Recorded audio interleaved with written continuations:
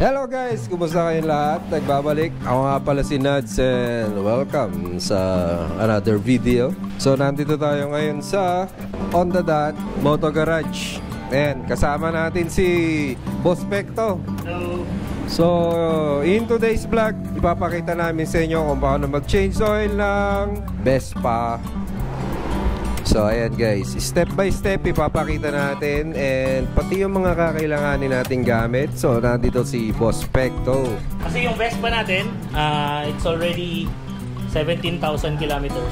So just about time para gamitan natin siya ng engine flush. Tapos ang gagamitin natin lang is syempre Equimoli, ang trusted brand natin. Mga tools na kailangan natin for change oil is kailangan natin ng socket which is 24mm. Tapos kailangan natin ng pliers para patanggal natin ang ating oil filter. Ang difference ni Vespa sa mga Japanese bikes, meron siyang oil filter. So gamitan lang natin ito para matanggal siya. Ilalagay natin ngayon yung engine flush natin. Ginagawa nito, yung mga sludge ng mga old oils na ginamit natin, i-clean niya, meron siyang detergent para linisin niya yung loob ng engine. Si engine flush binukas ko na kanina just for para mabilis tayo. Lalagay lang natin siya dito.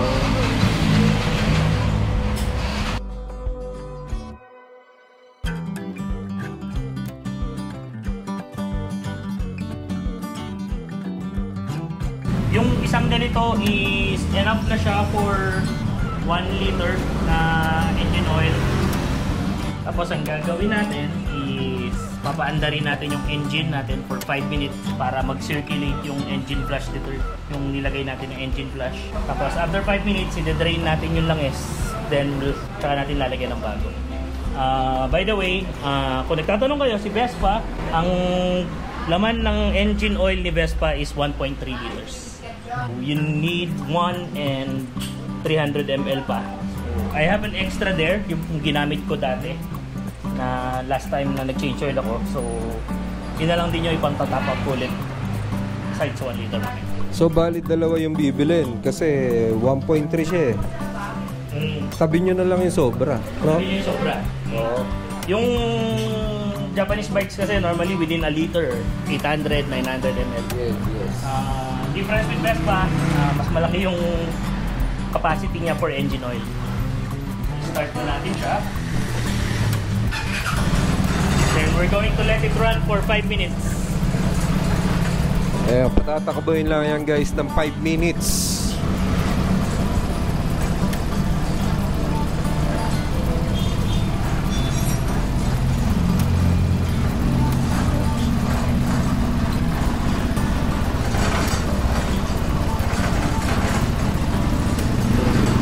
Yun, pinatakbo namin pala 10 minutes. 10 minutes namin siya pinanda. Tapos na yung 10 minutes. So we're going to i-drain na natin yung langis ngayon. Kailangan natin ng 24mm na socket para dun sa kanyang drain plug. Nilusen ko na ito kanina ng konti para mabilis-bilis kasi mainit yung engine natin.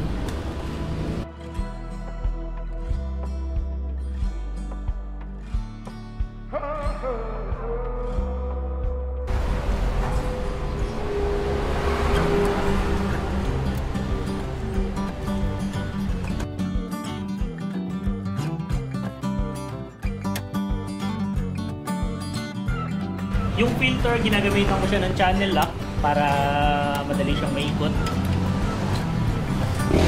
Medyo challenging kasi yung position ng filter natin. Nandito siya sa likod ng muffler natin, ng elbow.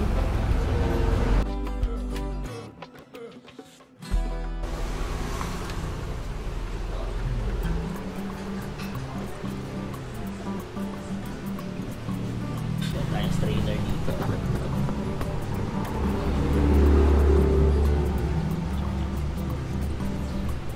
May alinisin natin yung strainer.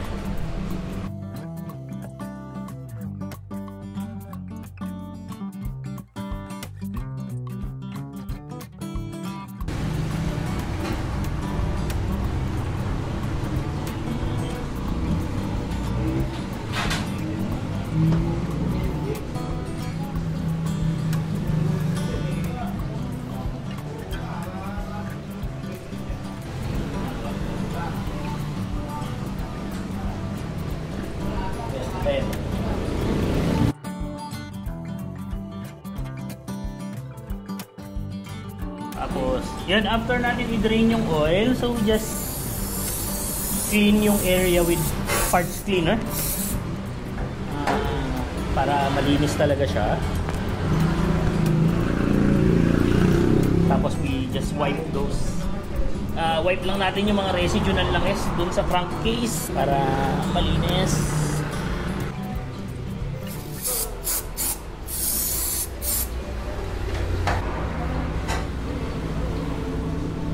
Ito yung oil filter na gagamitin natin for Vespa.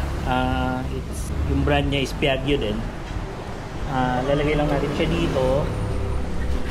Yung paglalagay nito, hand tight lang siya.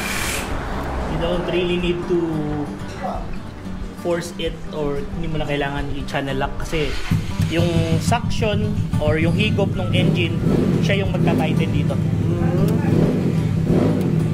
So, kamayin mo lang yan ng hanggang kaya mong pihitin ng kamay. Hindi na kaya ng kamay mo, yun na yan.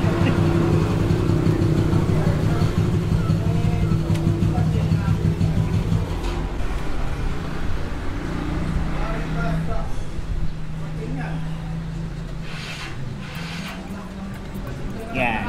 Okay na yan. Tapos yung drain plug natin, may O-ring dito yan sa gilid. After 1 or 2 change oil, kailangan palitan mo na yung O-ring kasi kumukunat na siya. Dito sa shop may available din kami na O-ring para dito. Simon natin yung cap. Make sure na walang residue na. Pero once you place your new O-ring, be careful not to spray any solvent na. Kasi it might damage the new O-ring. It's better to clean it while hindi mo pa pinapalitan yung O-ring. Okay? Ito makita nyo. Ito yung old na O-ring. Medyo pipi na siya. You'll see. Ito yung bago. And so we're going to replace the old one with the new O-ring. Make sure lang na naka-seat properly siya dun sa guide. May guide naman siya dito. And just seat it properly. Tapos yun na yun. Saan ba yun? Kuha tayo ng oil. Tayo ng konting engine oil natin para kuha tayo ng konting engine oil para ipa-prime lang natin yung O-ring. Okay? Yun. Then we're ready to place it back. Just be careful lang na hindi mo ma-pinch yung O-ring while hindi mo maipit yung O-ring while putting it back sa motor. Para hindi siya ma-damage.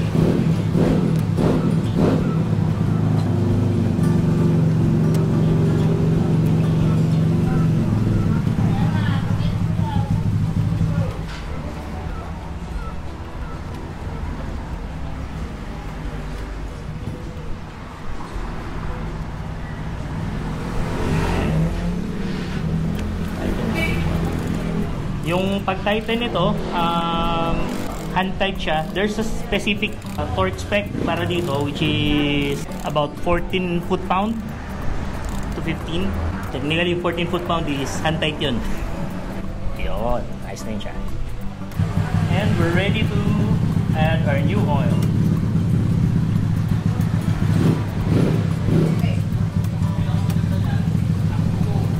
Yung kay Vespa, medyo maliit yung labi niya. So, be careful not to spill. Punasan muna natin yung old oil dun sa labi niya.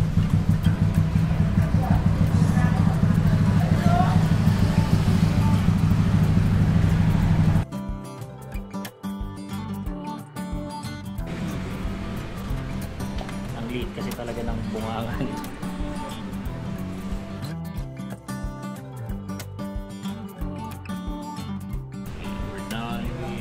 First bottle. So, paano yung 0.3? 0.3, normally, sa Liqui Moly kasi 100 ml kada guhit. So, currently, nasa 1, 2, 3, 4, 5 tayo. So, we're going to hanggang dito. Salin natin hanggang dito. Ayun na, meron na siyang ano, no? May guide naman siya. Oo. Tapos later on, we verify na lang with the dipstick. Later on, yung dipstick, gamitin natin mamaya pang verify na lang nung oil level niya.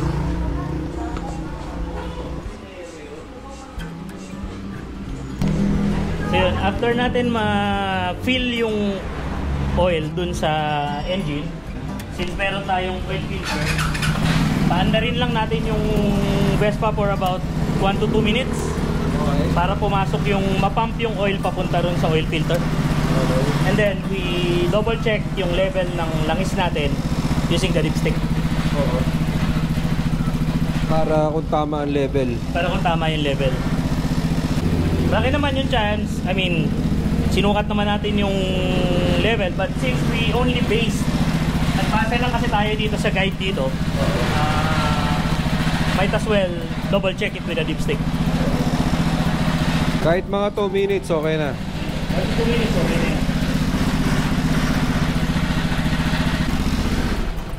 We're good.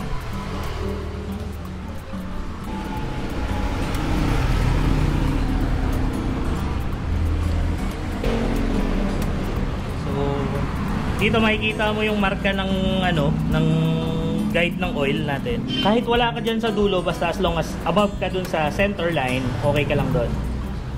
So ito yung level niya. You're good from here up to here. Basta wag ka lang from here pababa. As long na nasa gitna, okay na. A little bit above sa gitna hanggang sa pinakamababa yung gitna. Tapos hindi rin kasi siya maganda na overfilled. Yung sabihin natin na lampas ka dito sa dulo, ibig sabihin sobra yung nilagay mo na lang is, ang tendency nun, yung sobra na yon maghahanap ng lalabasan, most likely ang punta niya sa air filter mo. Kung makikita niyo yung mga oil filter pagbukas, sabi niyo mo bakit may langis dito, yung excess oil mo from the engine, doon siya normally tumatapon. So dapat talaga sakto. Mas magandang kulang ng konti doon sa puno. Mas mahirap pag sobra ka. Ayun. Di baling kulang sa puno, wag lang yung sobrang baba naman. Basta doon lang sa gitna or yung sa bago mapuno. Tulad nito, ayan, nandito yung level ko sa liban ng gitna. So, okay lang yan. So, goods na yan. Ayun. Huwag kayong masyadong mag-worry. Kasi medyo mahirap talagang buhusan tong si Vespa. Ang liit ng butas niya dito. So there's always a tendency na magdi-drip ka dito. Maganda, lagyan mo siya agad ng basahan pag nagpi-fill ka. Pero since we're not able to do it right away, nagkaroon kami ng konting spill dito. So ito yung nakikita nyo na kanina medyo umuusok nung in-start natin itong spill na to. Pero later on, mawawala naman yan as pag uminit na tong elbow natin, mag-evaporate naman yung oil. So ayun guys, tapos na tayo sa pag-change oil ng ating Vespa. Step by step na aming ipinakita sa inyo, and sana nakatulong, and meron pa tayong isang gagawin. Magpapalit naman tayo ng gear oil. Papakita rin namin sa inyo kung paano ang simpleng paraan. Siyempre, sa pamamagitan ni Boss Pecto. yung gear oil natin, madali lang siya actually. Ang capacity ni Vespa for gear oil is 270 ml. Way higher dun sa mga normal na Japanese scooters. Normally kasi Japanese scooters nasa 90 ml, 100 ml, hanggang yung iba 120. So kung makikita nyo, gagamitin natin today is yung Repsol qualifier na 80W90. Normally, ang isang ganito sa Japanese, enough na to. Pero since we're doing a Vespa, 270 ml yung kailangan niya. Kailangan ko ng dalawa and a little bit mula sa pangatlo. Konting bawas pa sa pangatlo. Konting bawas pa sa pangatlo. Kailangan mo kay Vespa is 6mm na Allen key. Tapos, ito yung drain niya. Tigasan! Matigas kasi siya.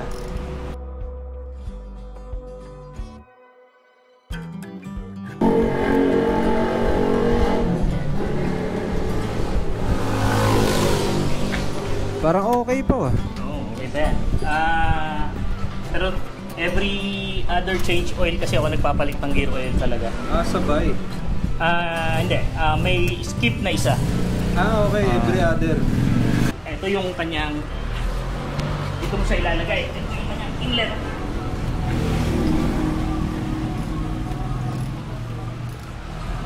Pero yan, okay pa yan, oh. Ganda pa ng kulay eh. Mukha pa siyang gear oil. Oo. So yung gamit ko talaga is yung gear oil talaga, yung specific na gear oil talaga dapat. Yung transmission oil, gear oil. Hindi ako gumagamit ng engine oil sa granahe. Kasi magkaiba ang design ng engine oil sa gear oil. Ang gear oil natin is designed siya para kumapit dun sa mga gears mo. Pag ikot ng gear, madadala niya yung langis. Design siya para ganun. Unlike dun sa engine oil natin, siyempre, pinapump yan eh ng ano. So, design naman siya para mag-circulate. So, magkano naman yung ganyan? Ito 95. 95 pesos. Yung Repsol na brand. 95 ang isang ganito. Sa mga Japanese bikes, isa lang kailangan mo nito. Hindi ko alam kung anong special kay Piaggio. Gusto niya 270. Mas marami. Mas marami. Hindi lang siya mas marami lang, hindi lang siya doble, more than doble. So, itutuwad ng konti para matapon lahat. So, I think we're done sa pagpapatulo natin. So, babalik na natin yung ating drain plug. Be aware na may crush washer dito. So, make sure na pag binalik mo siya, nandun pa rin yung crush washer na yun.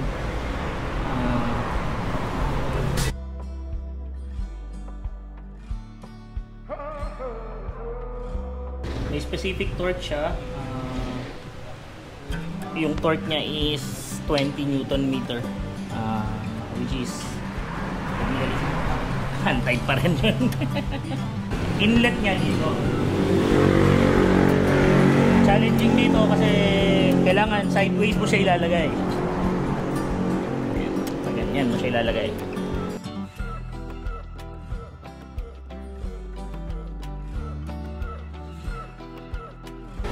By the way, yung isang ganito is 120 ml. Meron pa siya. Gagawin mo siya, uubusin mo yung dalawa. Tapos doon mo mamaya turo ko kung paano mo malalaman pag puno na siya. Oh. So, ayan yun ang pangatlo. Bali, ito na yung pampuno. So, paano mo malalaman na puno na yung gear oil mo is kahit punasan mo siya, makikita mo, it will continuously drip. Parang ganyan. Ayun, katulad yan. Malapit na tayo sa puno. Nakikita natin na ano. Pakita ko lang na magdi-drip yan. Lagyan natin konti. Yan, katulad yan. Magdi-drip lang siya na magdi-drip. Ibig sabihin, pag ganyan na tumutulo na siya, yan, namumuo na ulit. Kahit punasan mo yan, maglalabi lang yan dito. Ay, ibig sabihin puno na talaga. Kasi yung level ng langis niyan, yeah, ito mismo. Oo. Yun yung level niya mismo. Pagka puno na siya, dyan yung overflow niya. Yun. Pag na-overfill mo kasi yan, magkakalat yan dito sa ano, oo, lalabas yan. Yun pala yung palatandaan. Okay, palatandaan niya.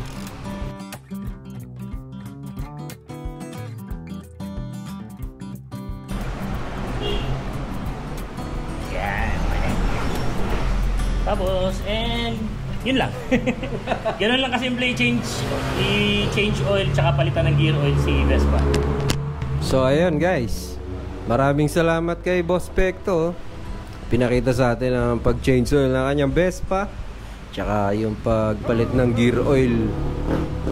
Ala ka bang babatiin? Siyempre, babatiin natin yung may bahay natin. So, this is pag wala ako sa bahay, nandito lang ako sa shop. Good boy. So ayun guys, sana nagustuhan nyo and sana may napuha kayo, may natutunan kayo. Hanggang dito na lang, hanggang sa susunod na vlog. Shoutout nga pala kay Brad Dolitz. Brad Dolitz, shoutout sa'yo ha. Lagi ka nagpapa-shoutout. So hanggang dito na lang guys, maraming salamat sa inyong pagtutok. Nads on two wheels.